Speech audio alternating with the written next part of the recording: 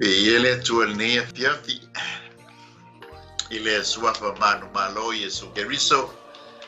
Ia mate fatalo fatuel pa ia ma volungo Samoa.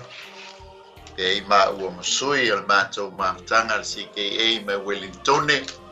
Ia e ofolofa ma fatalo fatuai. Mai maunga titelea Samoa se yo naiu. Ele whangaloina le tu o le tala le lei o na tūlanga whaluperupeina. Ia whatalofa atu foi I la lai fia o le CKA. Ia I ona la lai fia. Ia mai se foi le Global TV Channel. Ia e pe ona iaile nei au nanga nei a fiafi. Whatalofa atu foi le tapo inga mau se mātou kale siepele Pitone Samoa Assemblies of God. Ele sulsunga il whawhengainga ia mai ava oka ma whaltua ia mfou. E mai se foi le tapua inga na yo mātou mātua malolo manu malo. Ia a felila. Ia e mai se foi le loa loa se mātou maftanga whaftai talo, whaftai tapuai. Ia mawalunga pere vi inga o lele. Pātalo whātu foi. I au mea mamai umalawa le nei ia la leo. La tau foi o muli tai le nei au nanga o ainga o wo mai masani whaftai lau talo whaftai foi au komeni ia molisiaina foi o le nei au nanga ia mawalunga I pea se vi inga o leli ia whatalo whatu foi sunga I whawhengainga ia mai ia pe ona ia insiniaina le nei au nanga ia awalava le atua malona finangalo. Sa mola tātou amata me le nea fiafi. Ala te ina tātou se talo le nea fiafi. Ia le tātou whasolo leo le tātou whasoa. Mātou mori mawina lo le lei ma lo māta ngofie ta mā. Po il ngalue mai o e nganga pa ia. Mātou mawai le ola ma le malos. Mai se fo ilau wha malolong. Whai hi na mātou whatau nuina le mātou whasoa le nea fiafi a wala ila upu. Agaga Paia o ia tu skala le upu ai bala au lau whaunga whai e mea whai ngā wenga o le whaatino o ngā wenga. Pa ufo I whanongolongo lau whanau o ai lava ua maua le nyama noa whalongolongo ai nei au nanga ta ma ia iailu wa nganga Paia te whamnui ai lo na loto. Pai foi nā teli ina o Yesu Keriso e whai malihi mwhaol nganga Paia o lau pito la au. Ina ia whaola ina le nganga mo o e malo. Whamunia mai le atua ia te maua, mai se le atua le tapo inga mātou team. Ia e mai se foi le loa lau kālesia. Ia e mai se foi le whaafonga anga le atua I lātou maumua le amanoa whamunia. Ia mawalunga sau vi inga e mātou maua whamunianga ona o Yesu. Amene, amene. Ia vi ia le atua. Talo whatwhai lau sunga le li ao vai unga. After fohu maole ia no ia whai poita u masui. Ia le tātou team mai Wellington nei. Amen. Ia la. Mahalo. Ia te whatalo whatwhai lau sunga i le. Mai sunga whai lau lale. Ia whaftai le atua ni whai awa no tapereina. Ia tātou e whai loa i whai le lofa manonanga lei. Ia whai le tapereina o tātou whasoa. Ia mai le whiongpa ia le atua. Ia mo tātou fo I le nei fiaf. Malo soifua, malo fulangi ma. Ia ai tu ina tuia lau sunga o lea te ia le tātou whasoa nei fiafi. Ia pole a foi se tātou upu mo I tātou nei fiafi. Whamune mole vai unga. Ia whaftai lau sunga ulale. Ia e te tono lea sa amata mea ia lau sunga fo I ma le tātou prokalame. I le vai aso lea na il tatu kalame le mo vai atu il mo vestar wai ia sa lu tala noa ila ile vaenga mo mua o le tu tatu tu faitau e ona ia ile IOANE le sfumre ono ia lona foi upo e valu anga ia tu foi upo sfumatas amen e si tatu watu la si tala noa mo mua le tatu mata mo le toi fa mana tu mata tu faitau ia ona tā watu ile se toi mata langa ile vaenga le ole ngā luenga wha apa me mea le nganga Paia. Ina ne I wha fisili ia le au mai mo foi mai lantou foi la mo mawina le tanto pokalame. La le winga ole ngā luenga wha apa me mea. Ia e pora fun me ole ngā luenga wha auro. me fa pena ia fesit ia tatou se tatou falongo mo bola tatou sfaita ia ona tatou atu ile vanga le ia alela u faita wina le tatou sfaita ne fiafi ia le yoane le sfuma le ono ia fa upo e valu ia anga ia tu fa pesuma tas maliu mai fo yo ia na te fa ilo antu le lalolangi le anga sala ma le amio tonu ma le fa misnonga o le anga sala awa wa le fa tua ia cha o le amio tonu awa o te aluatu ilo utama tou te le toi va ai mai fo ia cha o le fa misnonga awa wa fa masinoina le li o le lalolangi le ia o tatou mata upulan na ne fiafi te tono le o mai ala ona tala no ina le angsal e vai nga mo mua le pe ona ia ile fiu mai fo yo langa pa ia fa mai amali mai o ia na te fa ilo atu le lalolangi le angsala le ala o mai al tatou porkala me lua ve sta loi ia al pole nei la tatou mata le vai nga lo lua le nga pa ia male ami o ton ya lau sunga ulale atatele o atula e tala le ami tonu po fiana amata mai ai si sina u fa mamla manga o vanga le o ngalu winga fa apa me mea le la pa amen ia fafta ia mon faf sedi la sunga le wow ia me spoi la sunga tek ta ine fia fivi ia le tu sai malta tu paso ia le winga o le siliva o le aulo ma le apa me mea o le aulo ala e tala noa i le atua o le apa me mea o lo tala noa i le whaamasinonga o le winga le o le apa me mea o le whaamasinonga a le winga o le siliva o lo tala noa i le redemption po le galuega whaaola ia longa winga o le tala noa ia Yesu ma le galuega whaaola a le nganga po ia la o ia o le whaamasino e moa mai le upu lea i le tala fo i lea o le ngai o inga lea le nganga pa apa me mea o le whaamasinonga pifo i o se whaate ita inga o lana ngaruenga lilo le whai pifo i la o tele i lotu le lotu la mosale o ia min assembly o le whakasa al teimi no whaalongo i le upo le atu e le fa pe o leng e fai feta o le la unga mai ai ese le leo le galue mai ko so le ngaruenga la nga pa apa me ngaruenga lilo ale nga pa ia e tau ala fa apa me o ngai fa masino inai o langa o le winga o le fa masinonga e fa masino ina ia e tusa mala fa no longo ile tu so le winga tonu langa le la fa mai Yesu a fio mai la le nga pa ia petel nga te fa i roa ile la lolangi le ale nga sala pela tsala no ai ona wa o ke me ke le fa tu mai ya Yesu o ta nga sala la e musu la le nga pa ia le tangata le teleton o ngai kia nga sala ko so nga ruenga dilo le ala nga pa ia e ta uala o le nga ruenga fa apa me o nga o lo fa ia i male fa misno fa misno ino e la le wa fa lo ngolu la la musu mai la va le nga pa ia ia ma fa teleton wina i tangata le teleton dali io fa teleton wina tangata le teleton o le toe fa fo i o le tangata salamo o e foi o i le tua ia maua le tangata whaalongolongo le loto salamo ia makoe reprove whaamaungia le leilo pulanga le la sia o le ngang paia ngā mukwang maumuleo ia o singa whaamana la manganga lau sunga tai neia fia tai lau sunga o lale ia tono na uman malaman vainga na pe o whaamana maina ele sunga fo ia lale le fia talwai ona o le anga pa ia le wa fio mai amen o le fa upo vainga ia na au mai le anga pa ia fa mai ele ngata fa iloa ile la lolangi le anga sala male a mi ton ia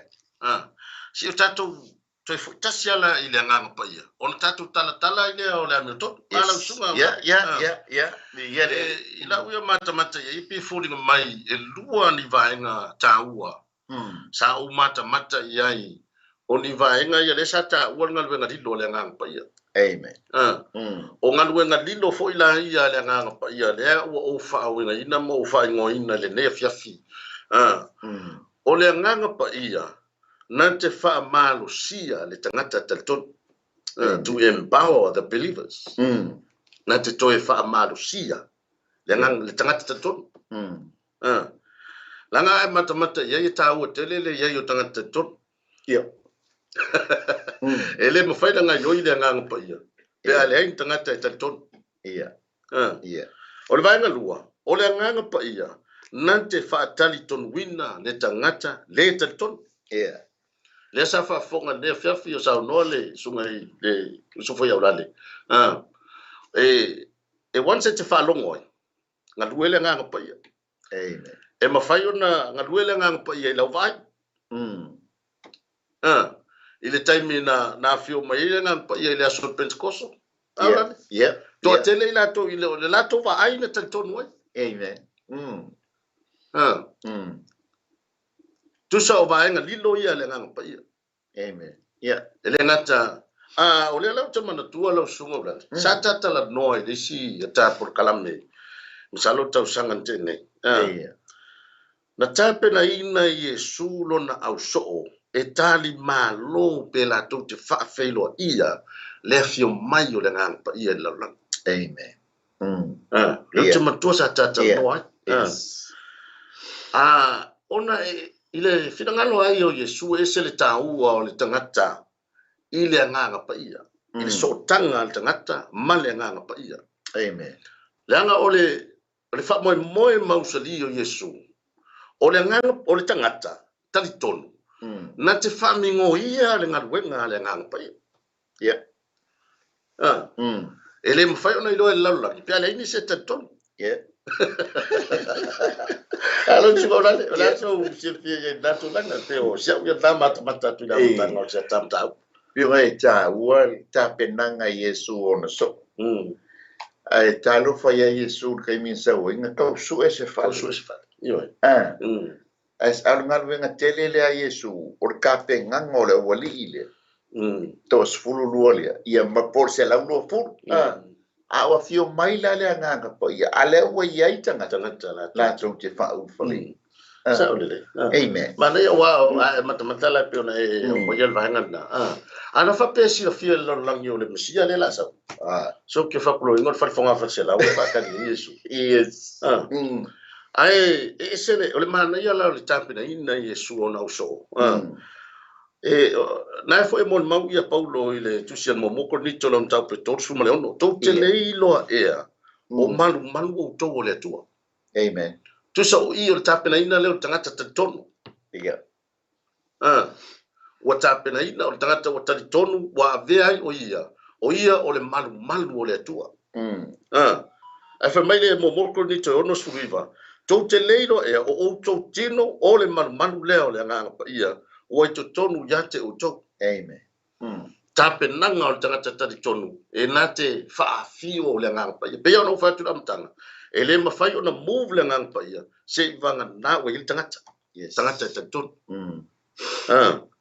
ono do winga e tau mo tele la le ia o tangata tatun ia le talitonu tangata ia Yesu Kristo la tote fa nga yo ia le power le ia po le malo sanga po le mana fo o le ngang pa ia ona le Yesu tino ia bonga o se e a nga e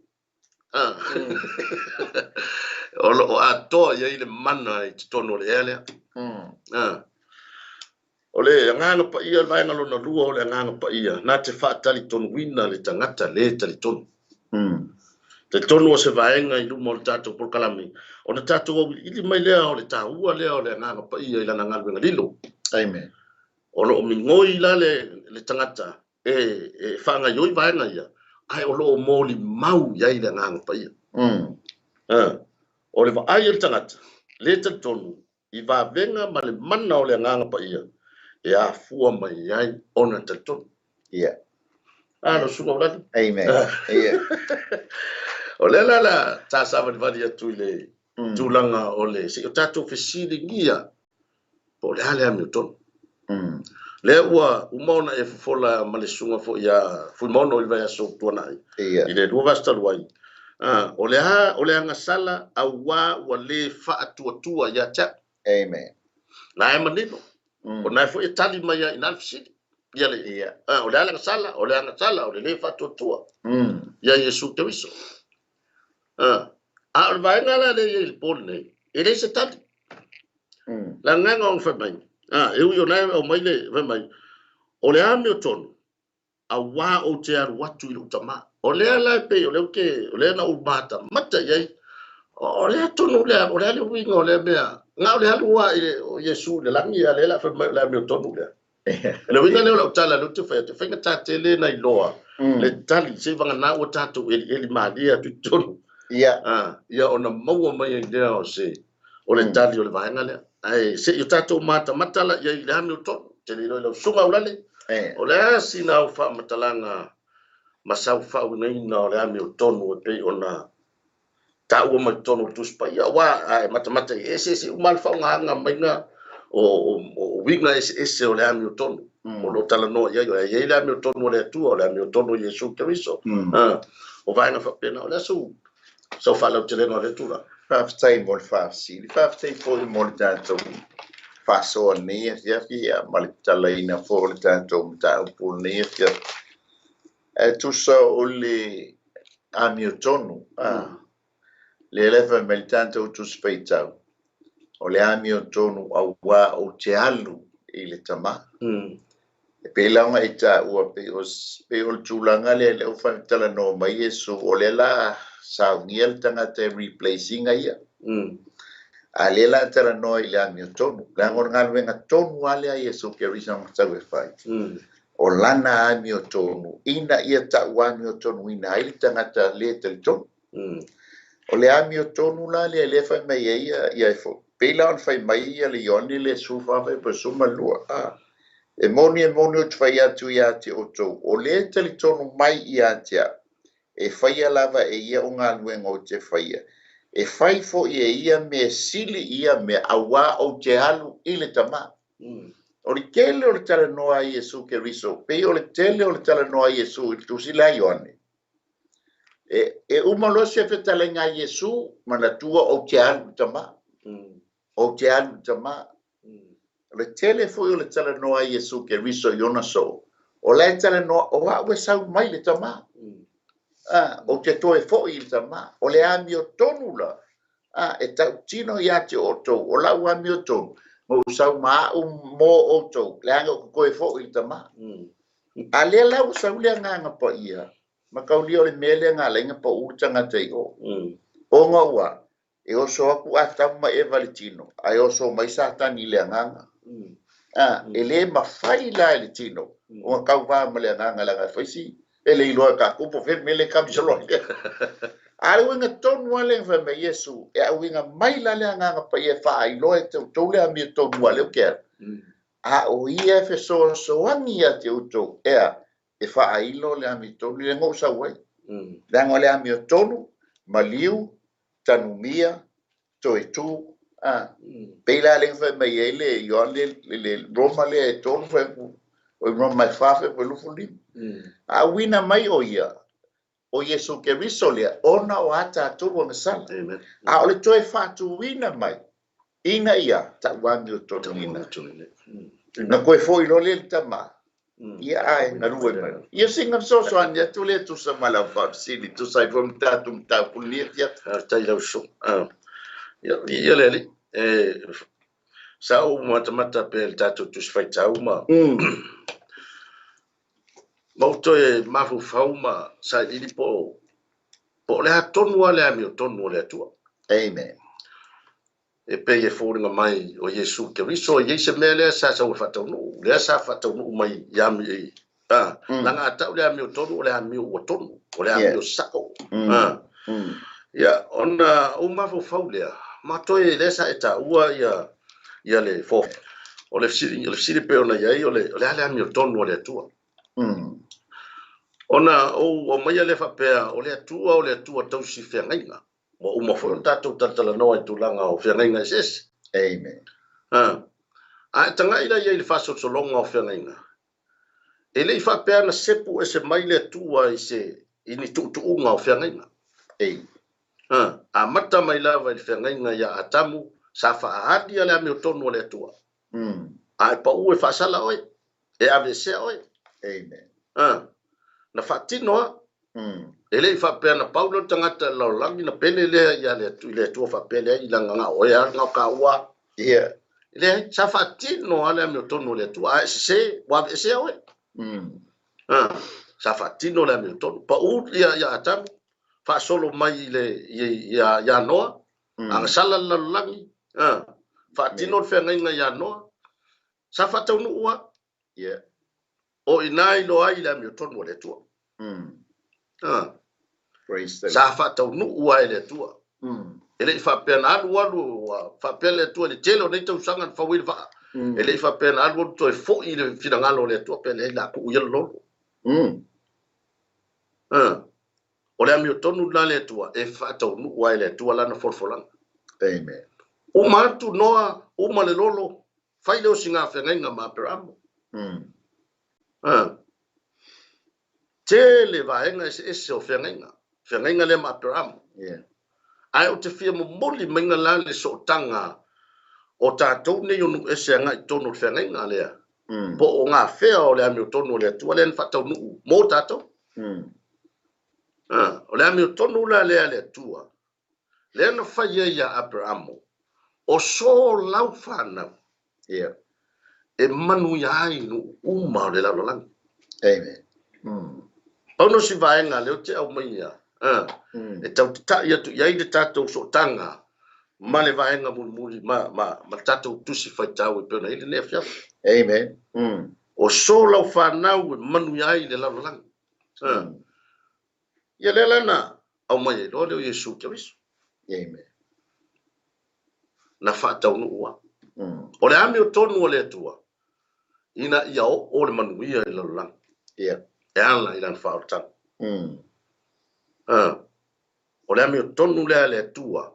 Na whatau nu ua e ala ia Yesu te wiso.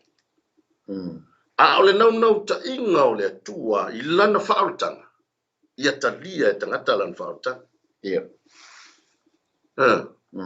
Ia talia. Ele whapena, ele whaia whaotanga mo Israel. Na o lato. Na whai whaotanga mo tangata umalalang. O le whatino ina la o le ami o tonu o le atua. Lea na fio mai a Yesu te wiso. Vai le mamao le taimi o le. O leo singa whenenga mapra. Ai le i whapea na pese mai le tua e lana whenenga. O le atua o si whenenga. O la nami o tonu na le ufatau. Isa ufapopo le va. Ia vi ia le ali. Pe ole. E pe ole whaftai fo i le whasoa mes fo i le whafsili nei a fia. E pe ole te lei o le wingo le upuli e whai loa le ta ua mai ile. E kusama le. Ma le ngalu e ngale ngang pa i e whai loa le ami o tonu. Pe fo lanta tala noa le ami o tonu. Ai si tau la jitia le upuli e whai loa. O ngō le mo moli mai e le winga tonu wa. O le ami o tonu le inga ia maua e tangata le mele. Le ami o tonu le ngō le mea alofa. It's a free gift. Le ami o tonu. O le momo, va mai ele i el faso. E maua mai le upu ele nge ta ua o e leko. O le leko la. E maua mai e upu whaperitani e wha. O le convince ia whaatali tonu wina le tangata i le ami o tonu lea. Ia whaatali tonu wina le tangata i le ami o tonu lea Yesu Kirsi. Lua, o le convert. E iai le nganu nga fui lea ki apu. Le fui tala ngoka ue le ngang pai. Ala fui sau ki apu lo ia malonga nganga. Inga ia pusar ka ngaka le. Pipelo mea la uli. E le ai se ami o tonu. E le ai se ami o tonu. kusa mata tu wele sia mi to kusa ngan wenga ngale nganga ki apolo e lo fai tangata ai on ngan wenga le nganga pa ia le mi to wale ia boa umai tangata e pe ngai ta pe ia mai o le amatanga o le sio le convict or convict is it convert is it convict ia mau tangata le lo salmo amen e koe whidiuli wa i elona lo tomolo na mapaupa. Lenga leke lele mea muli ka u le repro. Ia wha mau nia wa e maua le amio tolu. Pila fuilanga amata pi fuilanga i ka u. Ka amaka mai o le ngana winga le papa mea le ngang paia. Ngai ei kai mule fofonga. Inga uanga sala tangata so angi fo i ka u whainga o le whaoratanga. Le poinga ka wesko inga ongo o nga mai inga ongo le mi to ngale ia mo wala nga pa u o ka u yo bet the pa u ia e tena e ka penga le tua inga ia le mi to ngale ia mo wala elana tangata kusoka ua o le tangata o le fenga ia ka mo wale mela me alofa le mi to o mai foila ia le fenga inga fo le nga so angi fo ia keriso le fo so angi le kalesi le la pio ngai inga ia le mi to ngale pio ngai ta ua le ia singa fa poponga e wa tanga i le e pe ya na ta ua e mo ila foto official le sa le nga pa ia yes officially le time i le Pentecost ala nga pa ia sa o fatasi ya ma Yesu sa fa na mai le nga pa ia amen na papatiso ina na ye le nga pa ia na mali mo to tu ono le nga pa ia na ve na ele langi ono le nga pa ia o le mana o le nga pa ia le na fatino mai Yesu ana nga wenga sa fa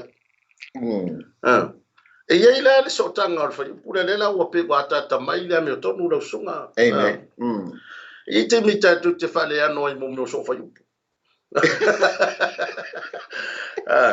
ai ka o ke le so fa e te mita te le ano te le na yu pu ia i fa mai le fa mai le va nga le awa o le ami tonu awa o jam so fa yu pu le va nga le so o le dua le ele nga to le ami tonu ai fa mai no so fa yu pu awa o jam wa e lo tama ta ua te le la le so fa yu pu le langa ale ai so fa yu pu le ele a tor fa yu amen ole awa o te alu i lo tama to ye mali va nga muli to te le to va ai mai fo ya cha ata to ola i le va nga mo mola le o so fa yu pu awa o te alu i lo tama amen e tele ta o so fa yu pu le i le fa nga so longa le plan na le tua le ngata le uma ye ngal wenga fa missionary na sa wa Yesu mata ye la langi fa tino me uma fa yana popo inga so ole si plan le la so le fio e Yesu amen o ina le fa mai wa o te wa e lo tama o le plan o le si le va ngal plan amen ole va ngal na le no fa ya e se ta o le wa le ye a wa o te wa e lo tama o le si na vai fa mai Yesu o te mai ile fa ko fitu a o le alu ese amen ele mali mai le so a o le alu ese ele mali mai le so o le plan muli na o le sina plan o le awina mai le so no winga la si vanga na wa a fio Yesu le lang a o le alu o te le ele fai ona awina mai le so ala sunga ulan amen ele awa le pe volanta wa fa sili ai sa me nga le nga fa ilo ele nga po ia le ami tonu ile le la wa ile lo fa o le tua ele I fa pe nga mai nga stangata ia pe se tua inga ia po se ainga ai ongo le tamale o IOANE o le nga mai le nga tusi e ave le larolang pa ilo Yesu o io le atali o le atua e ave i le larolangi ato wa fa bia la bona lo fa mai o le atua i le larolang o ina mai lo na atali e totas awa fo wasila sila mai le atua wa pisia sia cambio le la fa mai le isia e ono spuma fa fa u poe e ono o i mātou nei, e tusa ma le mea leanga i mātou uma. O a mātou wā mio tonu, e tusa ma le ie o le ma. Ua mamae i mātou uma e pei o le laula au. O a mātou wā mio le tonu e pei se matangi ua le lea i mātou. Kusa ua vea le a mio le tonu o le tangata. Ua le solo i. Aliás, asa lola ia le marione le sfurbe beto awa wale loa e la to le amio tonu mai le tua fa mai le ma ua sa ili e fa tu la to la va mio tonu mai mio le wale awa la to le usi ta ia ile amio tonu mai le tua Amen. Yes, I'm so strong. You know, just some fast. Yes. Tell you so. I'm lamba le vai ngale. Sa o mata fo ilanga ile atale ana o mai lo ma fo fa. Ai share me a fa o si le fia ile tua le la watu Yesu. Ai share me na le o mai pe na ngang pa ye banu o ye Yesu lo la. Ele e fo le kusai e plan na discipline. Step by step for ngale tua. Amen. Pe ya no fai mai Yesu e le ma fai ona wina mai le nga pa ya se vanga na o what e lo tama. Amen. Na fai tau ya i ma o ma fo fau. O le atonu a le vaenga le la o ya i le fa so longo o mission na Yesu. Ilona to e fo ya tu le i tama.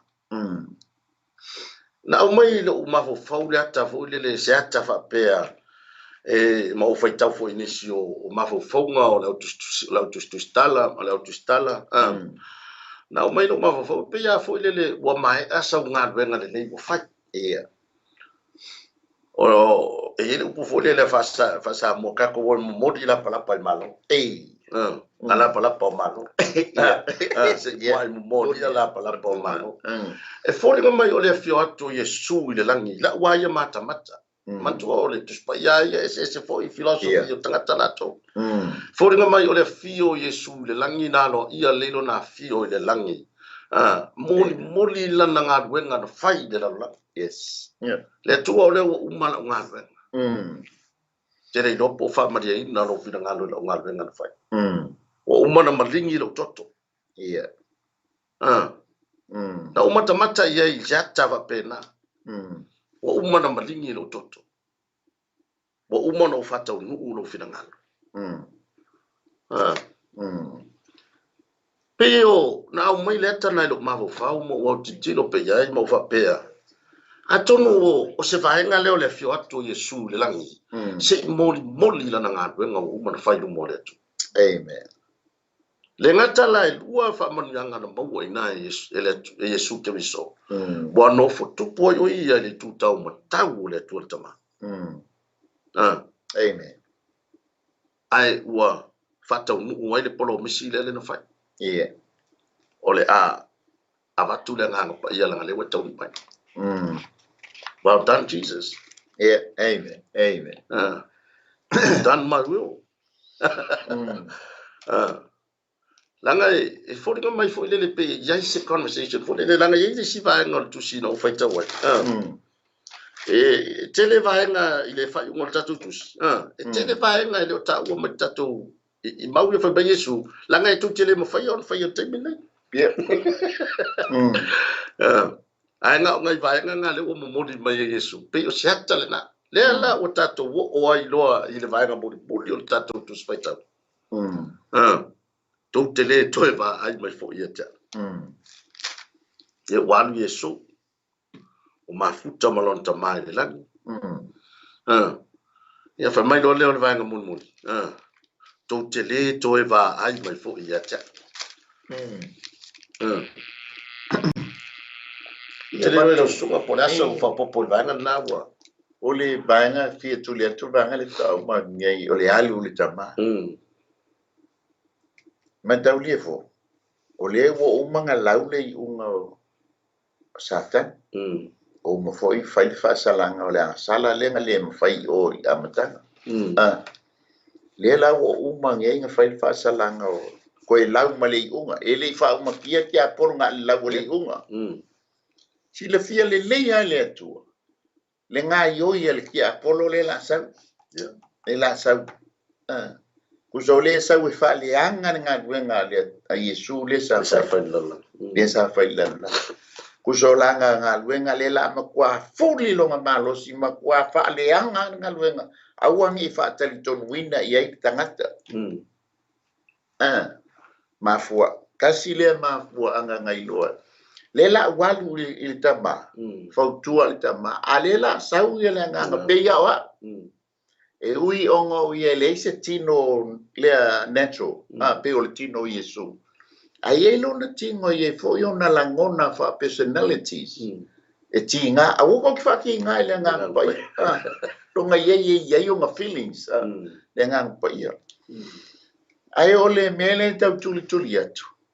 O le ngā luenga ke lea le nganga pa ia le la so songi leo so. Onga e wailo le mafuanga le whamei Yesu. Pe kelu ko ke le mawhaia la ngā luenga. Pe a lea fio mai le ia le nganga pa ia. E fe so angi ia te utou. Langa le, o le ngai, o wasila fia Yesu. O le ka milo i la loia. Ia santani. Kuso langa ngā luenga. Ia awangi whaatali tonu ina le tangata. Ila na mi to le winga komune ai saula le nga pa ia e fai malanga nga wenga fa apa me e fai ma fa masino ya tato le nga ala uma le upele al fu e alu maletali e tusa malenga wenga le nga e fe so di fa pe po tato kusaka tato ke mana o dia tele ale nga pa ia tato nga wenga le ai sia Langa o le katu te ola le tino, e vai. Ai o le wha maa losi mai o le nganga pai. Ma fua anga le wha ia peste. Petelu o ua o fua i o se lepa.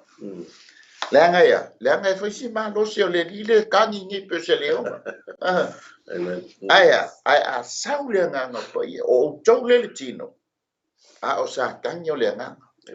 A o le nganga pai o ia ma le nganga. O le nganga. E fe kauila ma le awari i le nganga le nganga. A o tau o tino. Ba ile ma ngai o le plan le. Ai sia. Ba losi oe, ba losi au, ba losi oe. E ala mai le, e ala mai le nganga po ia le. Ma lana ngana wenga fa apa me me. E fa tali tonuina pe ona tau. Fa tali tonuina le tangata. Ile a mi o tonu Yesu Kristo. I sa so ni tu le tu sai maltatu. Paso a le fia. Au taila mai lau sunga e ta o tele wale wa ta sa ba tu fu le ngal we ngala le ngal pa ia. Amen. Le pe ona tom fai vai mai le tanto tu se fai ta. Ia le wa mai ale vai ngale wa u Yesu le la. Ia mal vai nga mun buli le. To tele to va ai mai fo ia cha. Amen. O le vaenga lana le fulata tu mata e pera o fai atu. E iei tā ua na lai na tu u fai upu e tonu tatu. Vai. O le vai na tusi. Tau te le toi va ai mai fo ia tia. O le taimi tonu ala le o le replacement ale ngalpa ia Yesu. Amen. Amen. Wa fio Yesu le langi. Aia fio mai le ngalpa ia. O te le tu ua o tau. Antua le tala le a Yesu. O te iate o tau ina wa vatu le vaenga fo le fai tu watu ia e tale fai nu malam so.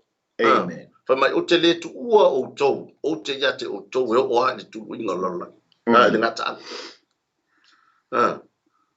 Nela wa fio Yesu lang. E ui o tatou le toi va ai ya Yesu i le tuli tino.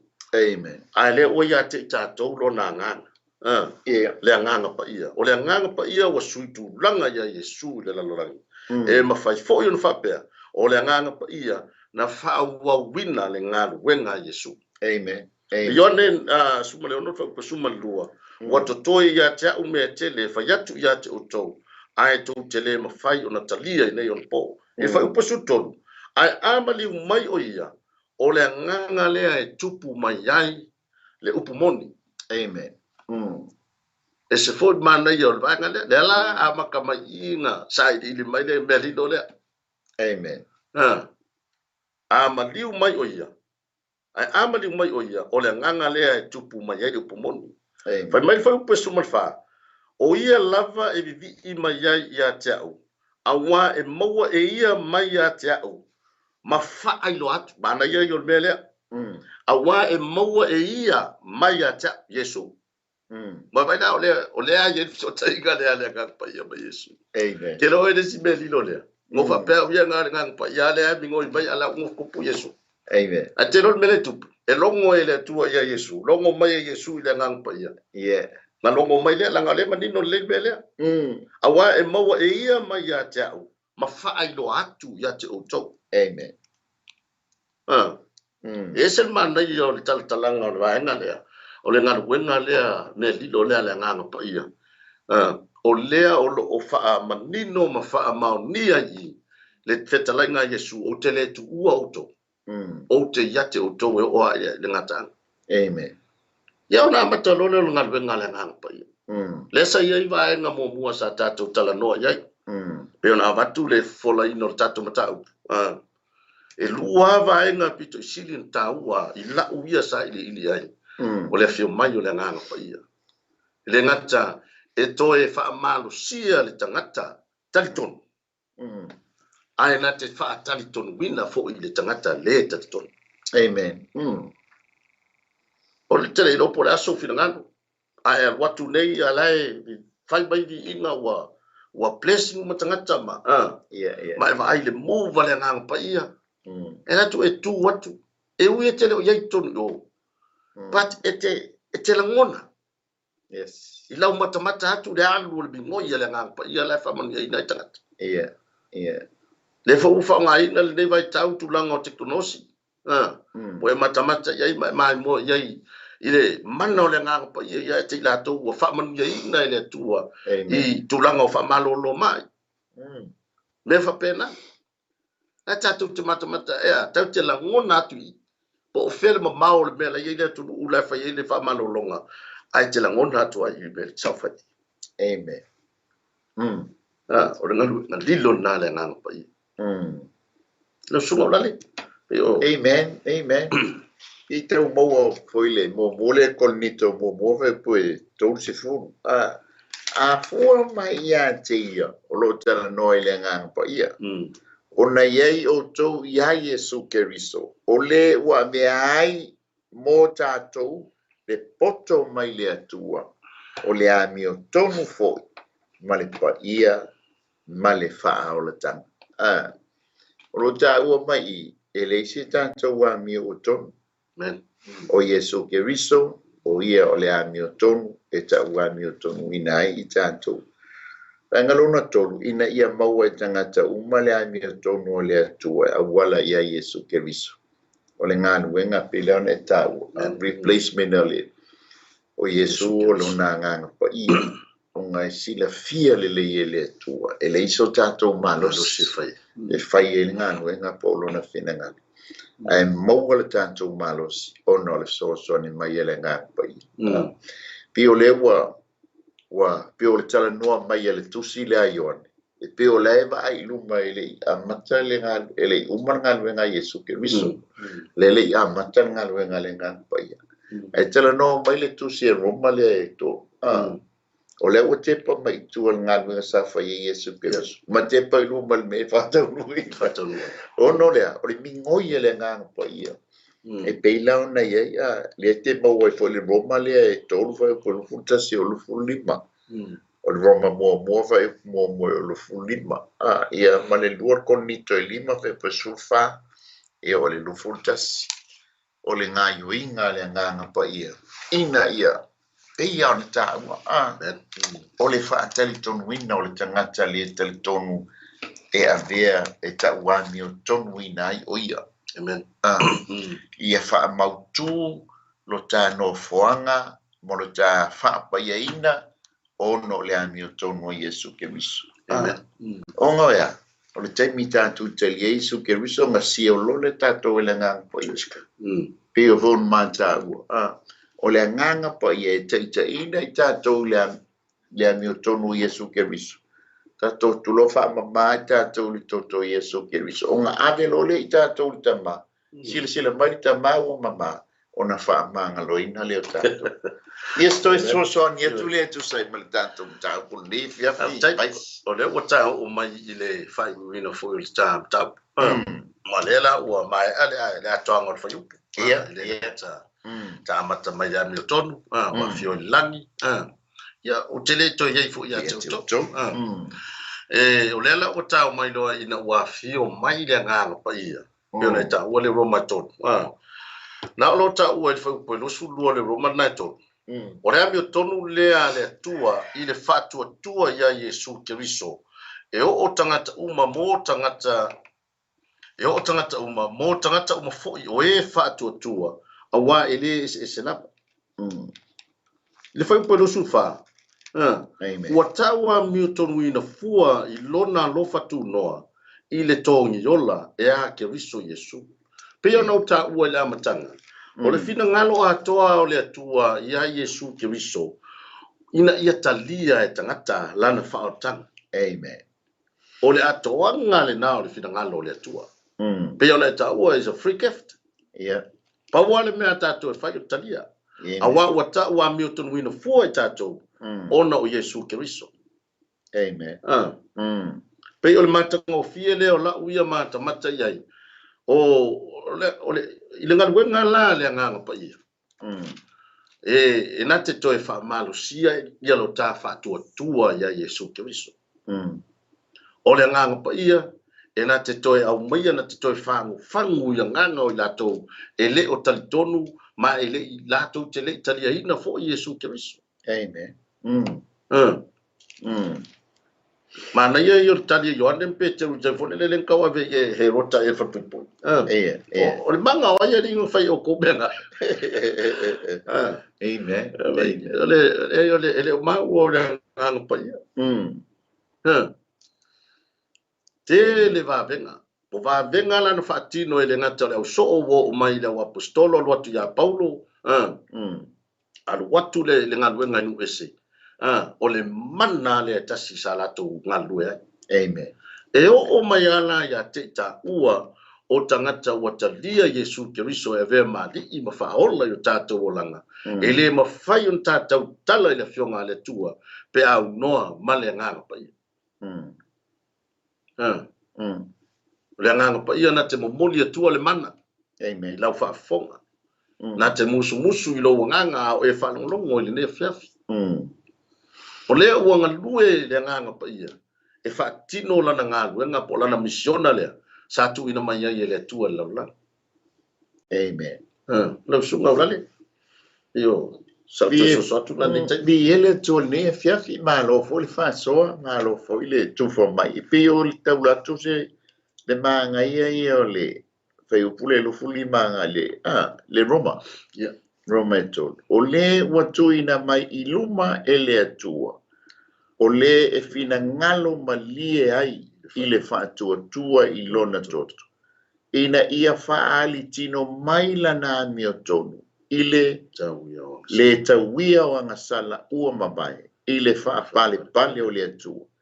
Ina ia whaali tino mai fo'i lana ami o tonu i ona pōnei. Ina ia ilo ai o ia o le ami o tonu. Ma ua ta uami o tonu ina e ia le ua whaatuatua ia Yesu. O le ta ua whaatuatua ia Yesu. I le ami o tonu o Yesu.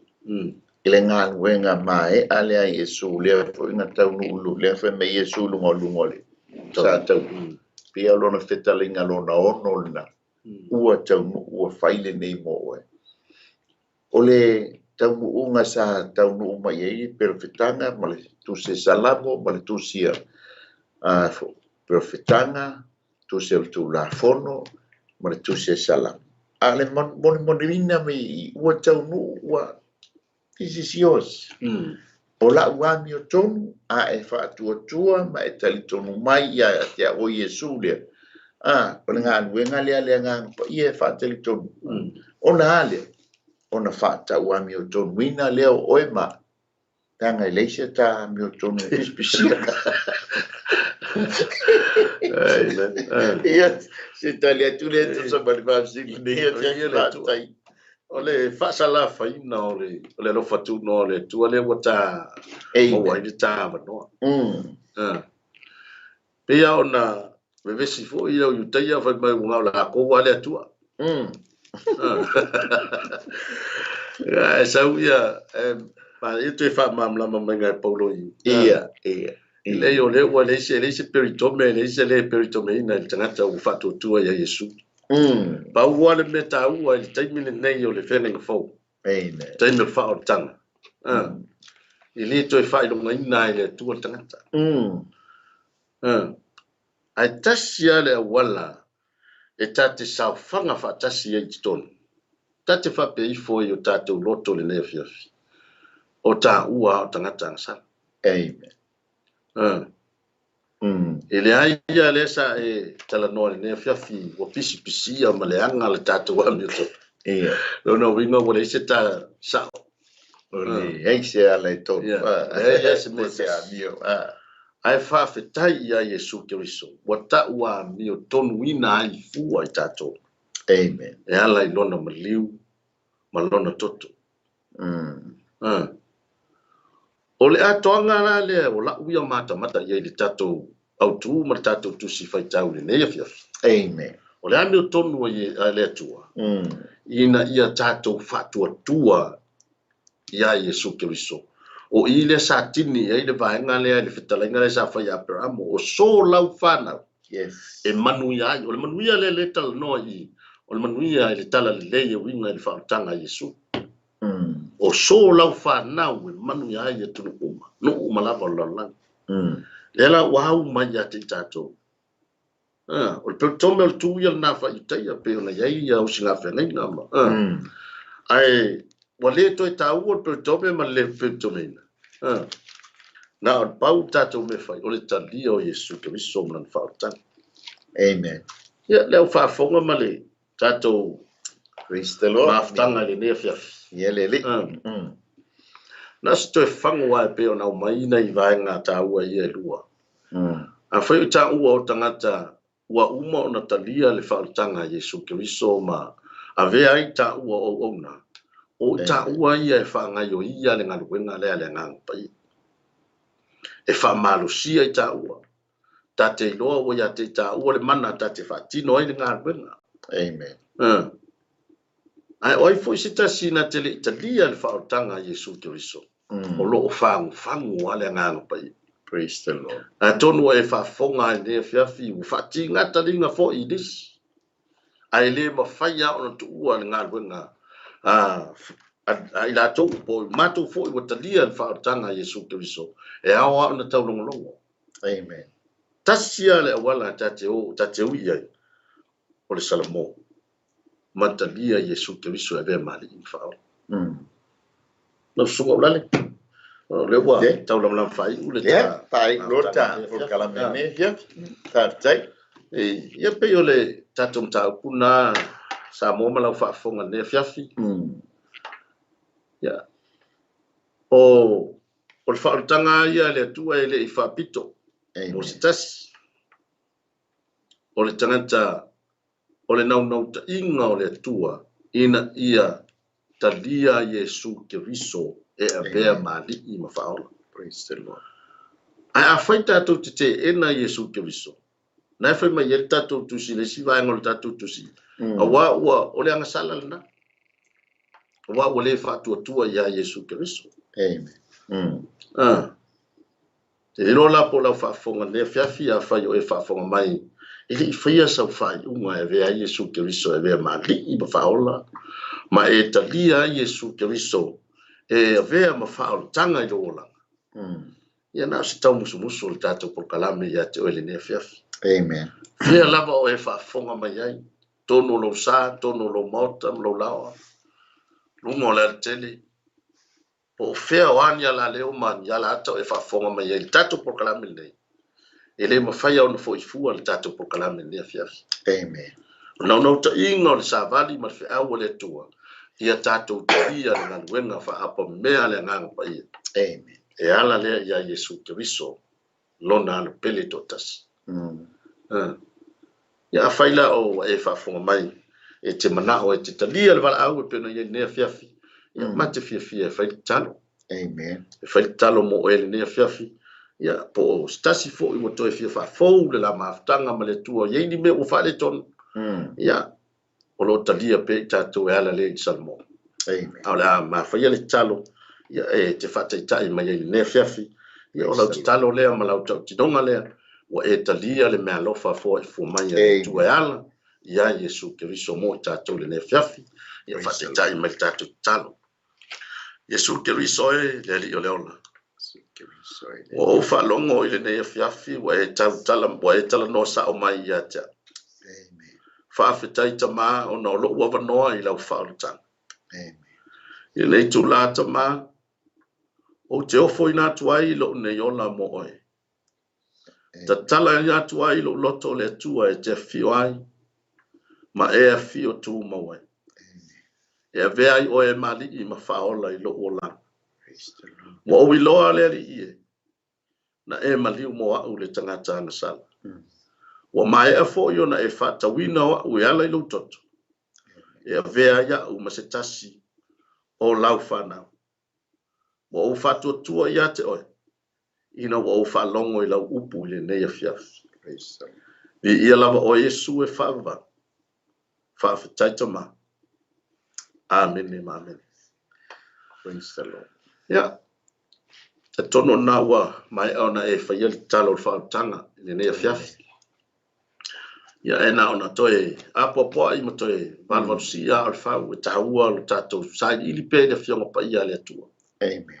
mai se foi ia fai le o ia se fa sai te anu ia ti na e ai lo langa fa le nga ya te tono e fa sino tu lava ile nga pa ia langa lo nga lu ia le nga pa Yes. o uma ona e tadia fa tanga e fa sino tu fo ia le nga pa ia ia te oi ke me ia ti na e ai lo langa fa le nga a o le nga ngol fa tai le ne fiafi ona o e tadia le vala au le tua mo tato le ne fiafi Praise the Lord.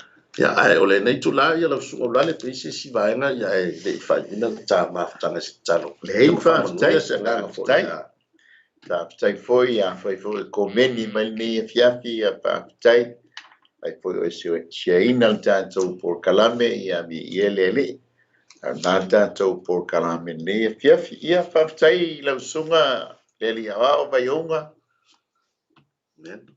ya le ya te tonu ya le tato por calame na ne fiafi mal tato fa soa amen ya o fa mo le nga le tua ina te fa mal mala matili yo to fina ngalo mi se fo yo mato loto yo le pu for la yo le tua ya nga mo tato uma o le pu fo ye fa malo si ai fo i maua ya fa malo si ai fo i la fa fonga ya wal tato wanga i luma mo le tua mo fina ngalo ai le nei tu la yo la fa ma el tato ma tanga se talo ya ma fa manu ya se tasi wo fa na ya talia el fa tanga nei po ya la tato talo amen matou faafetaita maua mai ala matou faasoa i lenei afiafi thank you Lord faafetai i le mafutagalilo o lou agaga paia amen matou lagona le ali'ia e lou pa'i mai e ua e lē mafaia a ona matou gagana i se upu pe ana le seanoa lou faasoa mai o manatu ma lagona iā te matou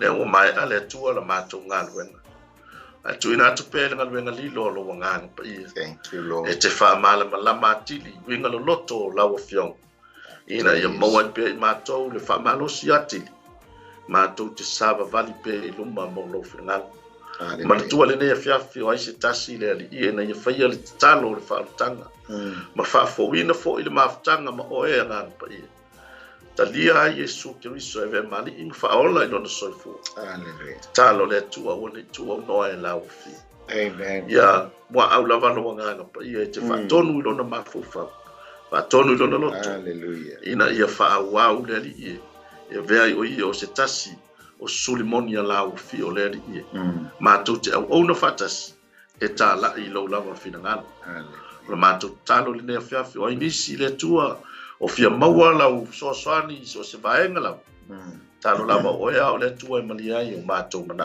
haleluya ia yo manuia le tua I lunga ia te matou uma I latou sa whalongolongo mai le nei po latou fo yo la maua se avanoa e whalongolongo ai se taimi o ilunga ia ile manuia o lau fio mai se fo I le tua ia lau so fo ia mai ke pe ona alava ona tautua le tua ile au ona ino le nei por kalame talo I lau fio ia whamanuia lau fio ia te talo fo I le tua le tapo inga le ia lau whanau whatutua I so stuff ia le manuia o lau fio le nea fia tu mau yo mātou lunga lo manuia Yesu Keriso a mesi alo ngāna pa ia ma wai mātou le tua le so tanga wavala lata pia ma oe ia so uma lo mātou walo e ma so uma e oa I whaavavau ono Yesu lo mātou whaolo mātou talo to ene amen amen ia whaatai mo tātou poklame nea fiafi ai mo foi nisi a tātou whelo inga I le si foi lua vai aso lo mana ia e mole nea fiafi ia whamanuia le tua I ngā renga fuwhanga ni vai aso ono swafo Yesu so fua mai nuia so fua Samoa